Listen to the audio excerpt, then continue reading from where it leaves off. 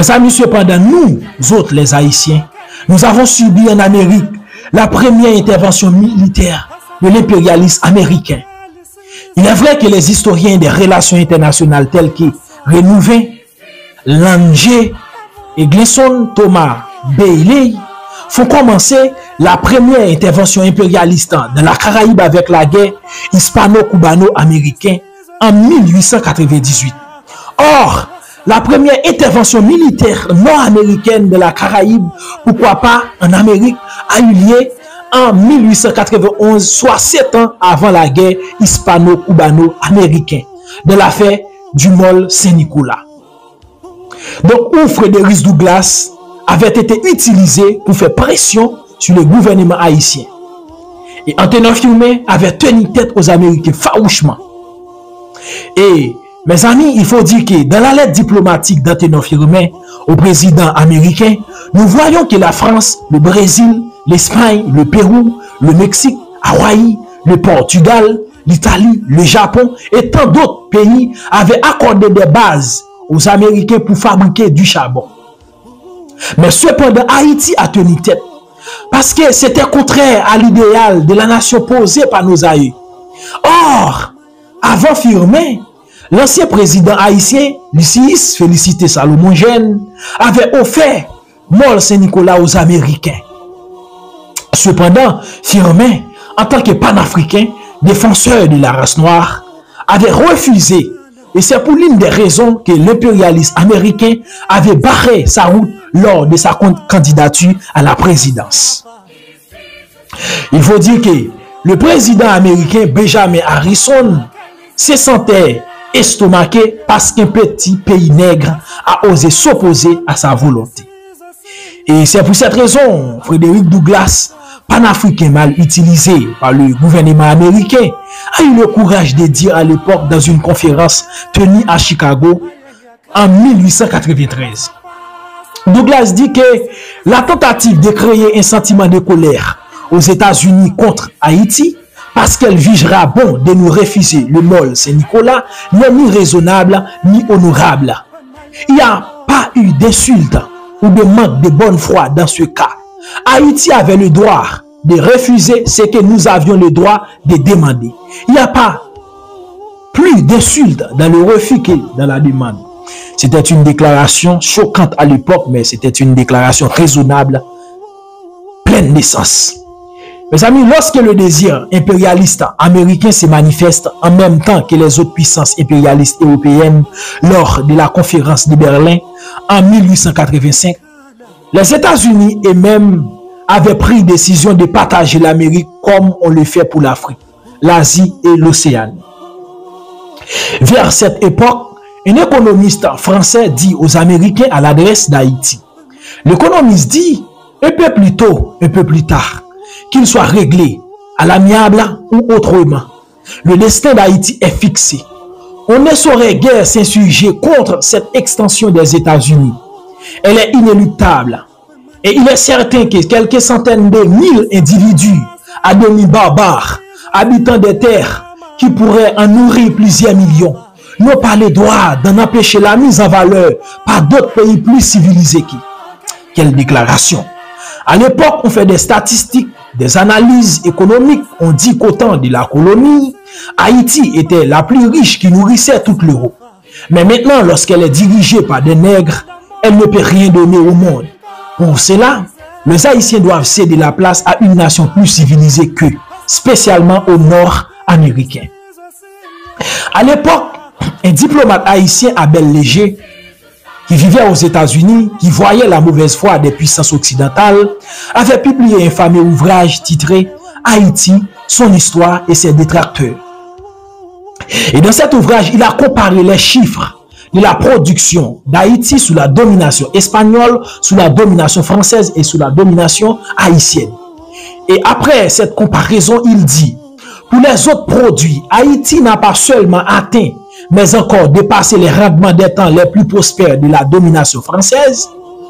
Mais un siècle après avoir reçu une terre partie en cendres et partie en friche, les Haïtiens exportaient en chiffres ronds 86 millions de livres de café, soit 18 millions de plus qu'en 1790 et le double du montant exporté en 1880-1881.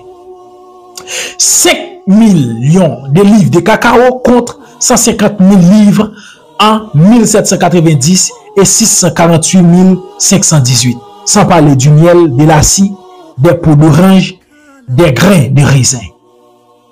Et on peut voir là les détracteurs de mon pays mentaient depuis à ce moment-là. On peut se demander si Haïti avait exporté tout cela et pourquoi elle ne se développait pas pendant que ses exportations avaient fait de la France ce qu'elle est aujourd'hui, alors que certains chiffres sont plus avancés que ceux du temps de la domination française. Mais on peut répondre à cela. On peut dire que la France a tout volé lorsqu'elle nous oblige de payer la dette de l'indépendance. Et ensuite, les États-Unis ont tout volé pour enrichir les banques de Philadelphie. Mes amis, c'est clair. Et on verra ça tout à l'heure. Et dans la même époque, les États-Unis avaient occupé Porto Rico, Cuba, parce que l'impérialisme américain veut faire de la Caraïbe sa base navale en cas de guerre. Et on a entrepris de construire le canal de Panama. Et lors de la construction de ce canal, des rumeurs courent, telles que les diffirmés, des articles des journaux, soit en Europe, soit aux États-Unis, soit chez nous, on montre Haïti comme fatalement à être avalé par les Américains. On parle à l'époque des Guider américains, où Cuba sera un État américain, les Antilles allaient devenir un vrai lac américain pour les Guider américains. Mes amis, à l'époque, un sénateur, Eiben, de l'État d'Idaho, au cours de la discussion de Panama, le 5 février 1904, déclarait ouvertement. Il dit: j'ai eu le privilège de présenter à ce corps, laquelle proposait que des démarches convenables fussent faites par le département approprié pour l'acquisition de Saint-Domingue. Saint-Domingue est dans l'océan la terre la plus voisine du canal de Panama, qui puisse aujourd'hui être obtenue sous certaines conditions par le gouvernement des États-Unis. Elle se trouve directement dans la voie qui conduit à l'entrée du canal. Nous avons perdu Cuba. Nous n'aurions pas dû la perdre. À mon avis, nous l'avons perdue. Il semble compter pour une chose reconnue quand il faut faire la suggestion d'acquérir cette île, que c'était encore par l'expansion, que c'était encore par l'impérialisme, que c'était un effort pour s'étendre au dehors, obtenir de nouvelles populations et un nouveau territoire.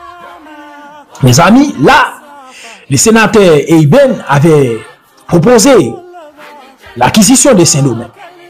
Et cette question de l'acquisition d'Haïti, de Saint-Domingue en général, dominait l'actualité de l'époque.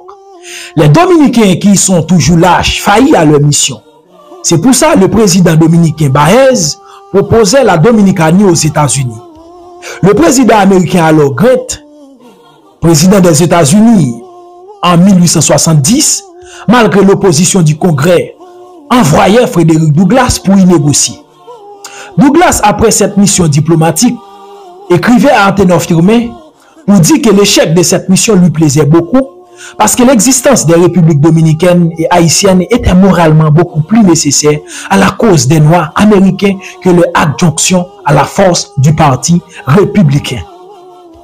Mes amis, après cela, après cette tentative, et on a testé les Dominicains et les Haïtiens. On a envoyé un espion anglais du nom de William Top pour tester la position des populations. Et après les espionnages, William Top déclare, il dit que les Haïtiens et les Dominicains ne s'aimaient point et ont été souvent en guerre. Mais j'ai entendu dire plus d'une fois par les uns et les autres qu'ils s'uniraient comme un seul homme pour repousser une invasion étrangère. D'éminents dominicains m'ont dit, dans ce cas où une puissance forte d'invasion débarquait sur les territoires, ils brûleraient les villes, détruiraient toutes les récoltes dans toutes les plaines et se réfugieraient dans les jungles et les montagnes d'où ils harasseraient l'ennemi. Et c'était une déclaration de William Top. Frédéric Douglass, reconnu dans l'historiographie panafricaine, tel que l'une des plus grandes figures de ce mouvement, déclaré à propos d'Haïti. Il dit que nous parlons aux Américains de nous arroger un protectorat sur Haïti. Nous ferions mieux de ne point le tenter. Le succès d'une telle entreprise est repoussé par l'histoire. Elle abandonnerait ses ports et rades, se réfugierait dans ses montagnes, brûlerait ses villes et verserait sur les cendres son sang tropical rouge et chaud, plutôt que de se soumettre à la dégradation d'aucun joug imposé, même amicalement. Quelle que puisse être la source de sa honte et de ses malheurs, elle a une source d'une grande satisfaction. Elle vit fièrement de sa gloire, de sa liberté, bravement gagnée. Son sang acheta son indépendance. Et il n'a été accordé à aucun pied étranger hostile de fouler en paix son sol sacré de l'heure de son indépendance jusqu'à ce jour. Le lendemain de son autonomie est au moins sûr, civilisé ou sauvage, quel que soit le lot que l'avenir lui réserve. Haïti est la patrie de l'homme noir, maintenant et pour toujours. Vous voyez les gratitudes diplomatiques américaines, mes amis. Nous qui l'avons aidé à obtenir la Louisiane, nous qui l'avons aidé à conquérir son indépendance, au lieu de nous aider, on veut prendre le territoire pour lequel nous avons donné notre sang, la source de notre fierté, mes amis. On veut nous faire disparaître sur la carte des Amériques. Quelle ingratitude diplomatique, quelle honte à la plus puissante nation au monde. Les Américains sont tellement ingrats politiquement, tellement traîtres, tellement hypocrites géostratégiquement. Après son indépendance, le premier pays à qui ils ont traité une alliance d'amitié fut la France. On a valorisé Lafayette, l'un des plus grands ennemis des nègres de la Révolution française, comme doctrinaire de la Révolution américaine. La France et les États-Unis complotaient depuis lors pour détruire la première République noire. Mes amis, Haïti est un petit pays, mais ses ennemis sont les plus grands pays de la planète. Et ceci, elle n'a pas un seul, mais tous les grands pays luttent contre elle, ce qui le met dans une situation beaucoup plus difficile que l'Afrique, qui est un grand continent. L'Afrique, au lieu de fédérer avec nous, ne cite même pas le nom d'Haïti dans le projet fédéral pour nous laisser isolés en tant qu'une île pour être avalée par les puissances anciennes esclavagistes. Mes amis, l'Afrique et les Haïtiens clamaient haut et fort les trahis. Je vais prouver cela très bientôt. En effet, mes amis, les idiots osent comparer l'indépendance des États-Unis avec celle d'Haïti pour nous calomnier, pour montrer comment nous sommes en retard.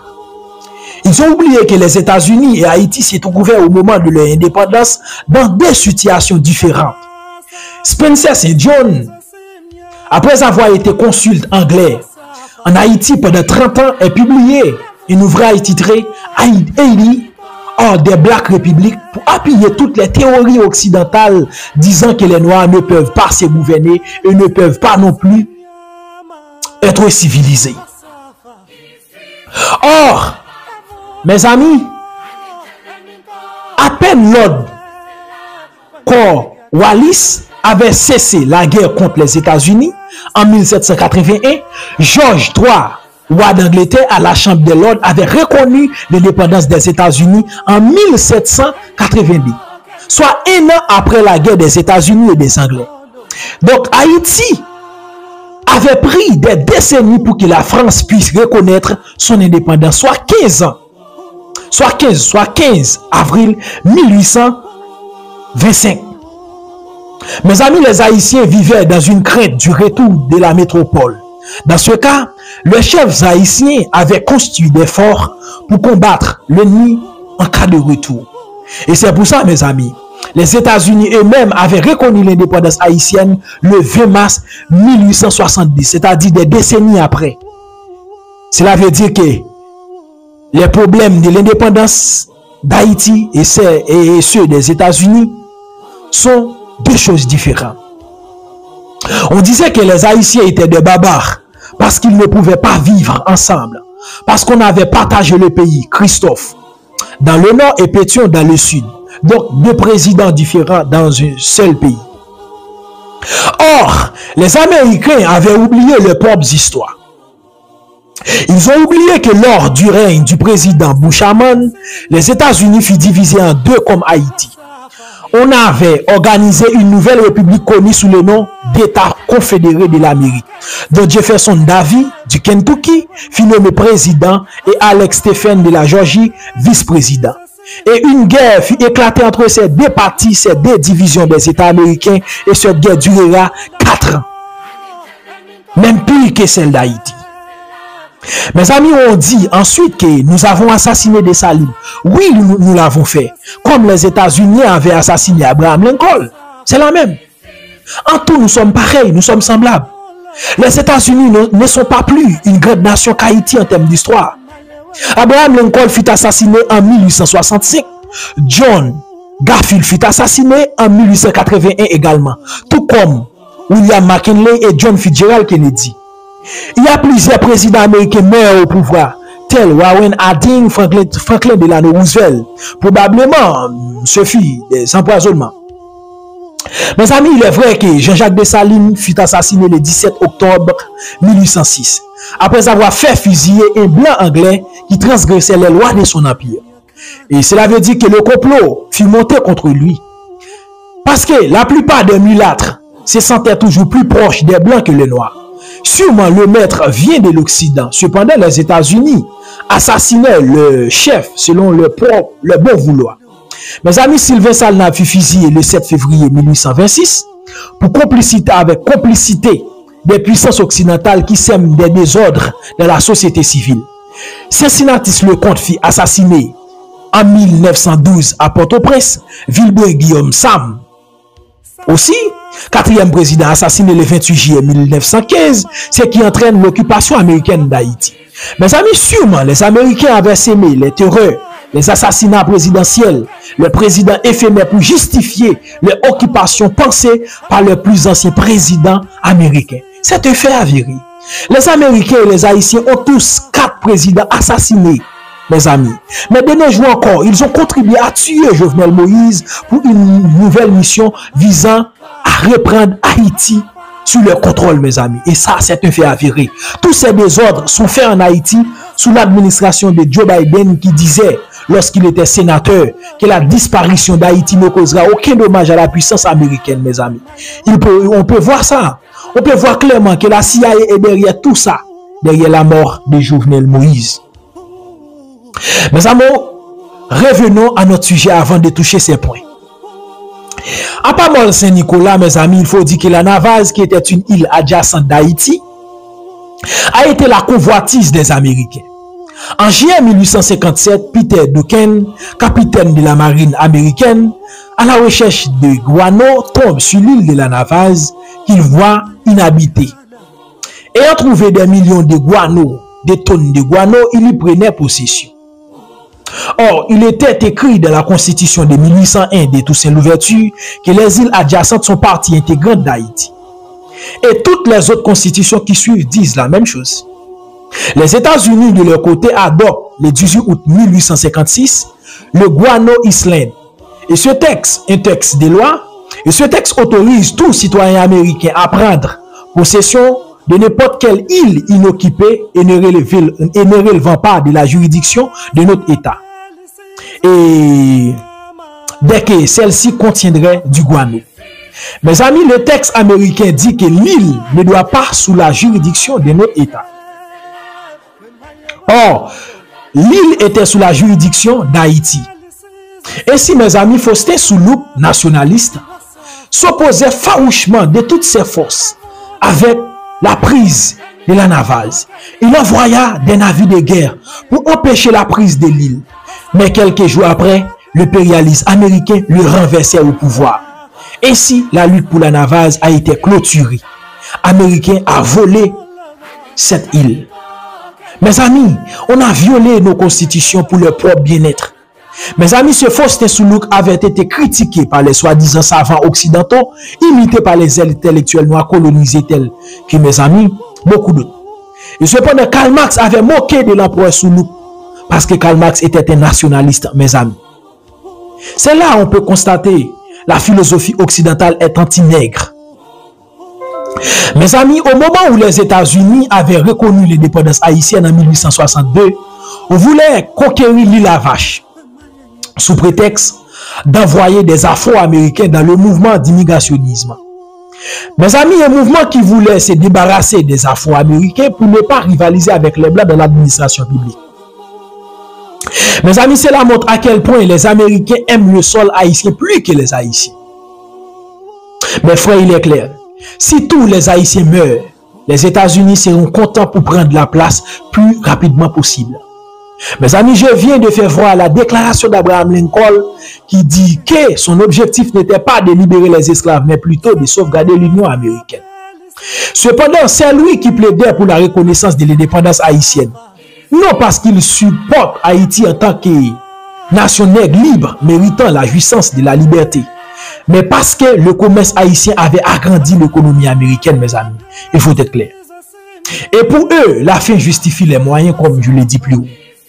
Mes amis, pour atteindre un but, tous les moyens sont bons pour les capitalistes, pour les politiciens occidentaux. Mes amis, pour montrer que la reconnaissance de l'indépendance haïtienne est une manœuvre capitaliste, voyons le conseil qu'un historien américain avait donné aux autorités américaines de l'époque. L'historien Benjamin Clark dit qu'en 1851, le Mexique, dont la population était 13 fois plus nombreuse que celle d'Haïti, avait importé annuellement des États-Unis 330 000 moins qu'Haïti. Et ensuite, cela attire l'attention capitaliste américaine. C'est pourquoi James Badgett affirme, après l'historien, il dit que, quoique notre commerce avec Haïti était à cette époque aussi florissant qu'il l'était avec le Venezuela, la Bolivie, l'Argentine, le Pérou et la République philippine, nous avons refusé de reconnaître son indépendance juste parce que ses leaders étaient des Noirs. C'était une déclaration de James. Donc, c'est pour le commerce que les Américains avaient accepté que nous sommes libres. Non parce qu'en tant des êtres humains comme eux, nous méritons la liberté, mes amis. Il faut être clair. Mes amis, le destin d'Haïti est fixé entre les deux partis politiques américains, les républicains et les démocrates. Et c'est clair. Les démocrates étaient et sont les plus criminels que les républicains, c'est vrai. Mais les républicains sont moins amoureux de l'argent que les démocrates. Et c'est ainsi un journaliste, Booth, écrit de l'époque, la démocratie d'aujourd'hui tient la liberté des hommes pour absolument rien, quand elle est en conflit avec le droit de propriété de notre homme. Les républicains, au contraire, sont à la fois pour l'homme et pour le dollar. Mais en cas de conflit, ils préfèrent l'homme au dollar. Et c'était une déclaration pleine d'essence. Mes amis, Abraham Lincoln, au 37e congrès en 1861, avant la rédaction de la proclamation de l'émancipation des esclaves le 19 juin 1962, en pleine guerre de sécession, avait signé la reconnaissance d'Haïti et du Libéria. Et il fait une déclaration le 13 décembre 1861. Il dit que s'il y a une bonne raison pour continuer de ne pas accorder notre reconnaissance des États souverains d'Haïti et du Libéria, je ne suis incapable de l'avoir. Cependant, je ne voudrais pas inaugurer une politique nouvelle vis-à-vis de ces pays sans l'approbation du Congrès. Et je présente à votre considération la question de savoir s'il est désirable de voter des fonds pour des chargés d'affaires dans l'un et l'autre de ces deux pays. Mes amis, la persistance de Lincoln a fini par convaincre les sénateurs. Cependant, de la même époque, Charles Soumet, sénateur républicain de Massachusetts, dit, malgré qu'on reconnaît l'indépendance haïtienne, mais on ne peut pas avoir des relations diplomatiques avec elle. Et c'est ainsi, Lincoln persistait pour envoyer des chargés d'affaires en Haïti. Mes amis, le 12 juillet, Benjamin Wyden, un blanc du New Hampshire, a été désigné comme le premier représentant diplomatique des États-Unis en Haïti.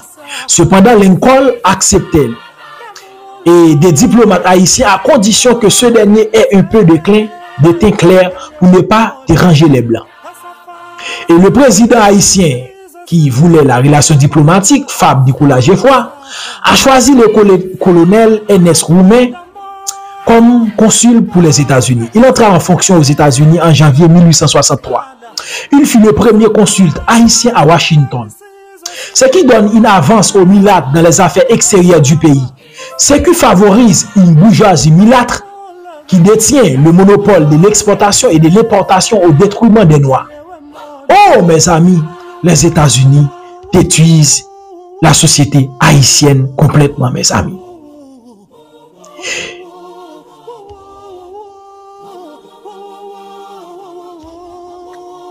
Et il est un point sur lequel j'aimerais entretenir avec vous.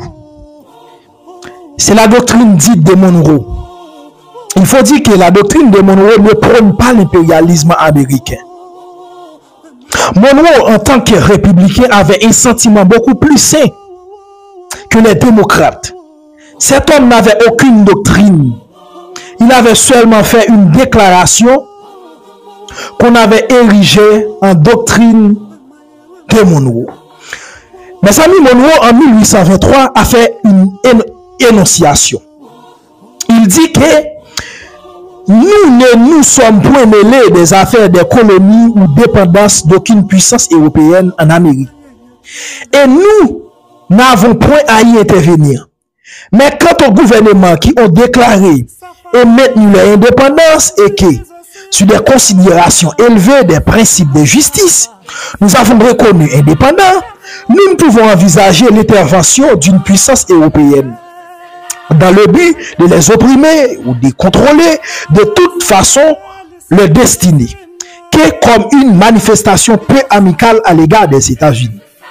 Ça, c'était l'énonciation de James Monroe. Mes amis, on a paraphrasé cette déclaration en Amérique aux Américains pour une raison ou pour une autre. On peut constater qu'il dit que si les États-Unis reconnaissent l'indépendance du pays, une puissance européenne ne peut y intervenir. Or, on ne reconnaît pas Haïti à l'époque. Cela veut dire que Haïti ne concerne pas la déclaration de Monroe. Mes amis, Monroe n'a pas dit, il faut clair, dans sa déclaration, que les États-Unis, en tant que grande puissance de la région, peuvent intervenir dans les affaires des autres pays du continent comme et quand ils veulent. Mais si toutefois, on dit que l'Amérique aux Américains, eh bien, les États-Unis sont exclus parce qu'ils ne sont pas de vrais Américains. Ils ont fait des génocides sur les Amérindiens pour prendre leur place, c'est tout. Ils sont des Anglais, donc des Européens qui volent des terres qui ne leur appartiennent pas. C'est vrai, mes amis. Mes amis, le président qui allait fixer la doctrine américaine est bien Theodore Roosevelt. Et cet homme a été élu président en 1901. Après l'élection, il a publié pas mal d'ouvrages sur sa doctrine politique. Il a même publié un bouquin titré « La doctrine politique de Theodore Roosevelt ». Mes amis, entre autres, cet homme avait déclaré, il a dit que un de nos grands poètes a bien et éloquemment dit que la liberté est un présent qui ne reste pas longtemps aux mains des lâches. Il ne reste pas non plus aux mains de ceux qui sont trop indolents, trop malhonnêtes ou trop indigents pour l'exercer. C'était la déclaration de Theodore Roosevelt. Ainsi, le 20 mai 1904, dans une lettre adressée à Elihu Root, et cette lettre fut publiée par The London Times à l'époque, on lit ce commentaire. Un journaliste a commenté en disant ceci: en se référant à la doctrine de Monroe, le président répète solennellement et officiellement ce qu'il a dit dans sa lettre concernant Cuba. Il se présente au monde comme le policier de l'hémisphère occidental. Ainsi, mes amis, les États-Unis disent que pays qui ne peuvent pas garder la tranquillité publique, ils ont droit de devenir sans le consentement d'aucun citoyen quand et comme ils veulent pour mettre de l'ordre. Donc, ils sont le policier de l'Amérique. Et c'est dans ce contexte, ils voulaient prendre Cuba, Haïti, Porto Rico, Mexique, Grenade, etc. Presque toute l'Amérique. Mes amis, il faut dire qu'avant la CIA, les États-Unis d'Amérique s'aimaient des troubles de les pays de l'Amérique pour dire qu'ils ne peuvent pas se gouverner, pour les contrôler, pour voler leurs biens. Et c'est un fait avéré. C'est connu dans l'histoire. Mes amis, les États-Unis d'Amérique entreprirent de mettre des présidents en Haïti qui sont là pour faire leur volonté. La première action de ces gens a été faite avec Florville Hippolyte. Le président Lysias Félicité Salomon Gène a été renversé le 10 août 1888. Or, sous son règne, une goutte haïtienne vaut $1 américain. Cela veut dire que ce président était progressiste. Mes amis, sous le règne de ce président, Haïti était très prospère. Mais après son départ, après son exil, son coup d'État, une guerre civile fut éclatée dans le pays. Le président Florvil Hippolyte, le 27 août 1889, avait remporté la guerre civile avec l'aide des Américains. Hippolyte, en entrant à Port-au-Prince, est accompagné du représentant des États-Unis en Haïti de l'époque, John Thompson, et de l'aide de Camp Bancroft Gerardi, chef militaire des États-Unis d'Amérique en Haïti à l'époque. Et plusieurs officiers américains ont été remarqués à la capitale à l'époque. Mais pour la première fois, on a monté le drapeau américain à la capitale d'Haïti, Port-au-Prince. Et c'est ainsi un diplomate français, le comte de Saint-Maison, représentant diplomatique de la France en Haïti, a écrit à son supérieur hiérarchique le 28 août 1889. Il dit: l'opinion unanime était que les Américains avaient l'air de prendre possession du pays sous le couvert des soldats de l'insurrection qui, équipés aux États-Unis, portaient ostensiblement sur leur sacoche les initiales. Il faut noter que tout cela a eu lieu 27 ans avant l'occupation américaine. Mes amis, tout cela est l'application de la doctrine politique de Theodore Roosevelt.